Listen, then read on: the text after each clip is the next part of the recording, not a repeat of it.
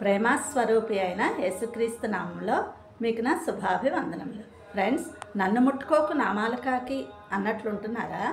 నా పొరుగు వాళ్ళు ఏమైతే నాకేంటి అనుకుంటున్నారా? అయితే ఈ వాక్యం మీకోసమే.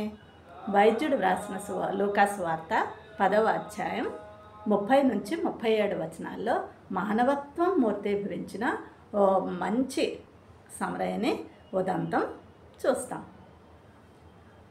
ఆ కాలంలో అంటరాని వారుగా పరిగణింపబడిన వర్గానికి చెందినవాడే అయినప్పటికీ ఆపదలో ఉన్న వ్యక్తి అయినవాడు కాడు, ఆప్తుడు కాడు, బంధువు కాడు, మిత్రుడు కూడా కాదు.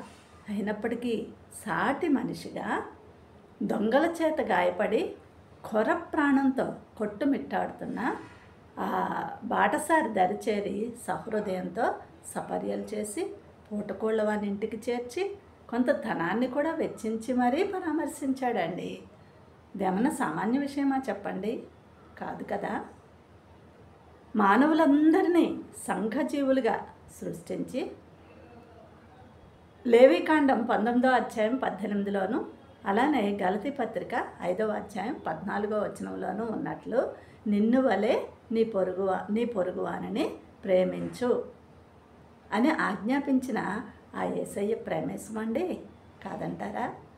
అవునంటే ప్రేమలు చల్లారిపోతున్న, మానవత్వం మంట కలిసిపోతున్న ఈ రోజుల్లో ఇప్పుడే ఆ యేసుక్రీస్తును, ప్రేమామయుడైన ప్రభువును మీ హృదయంలోకి ఆహ్వానించండి.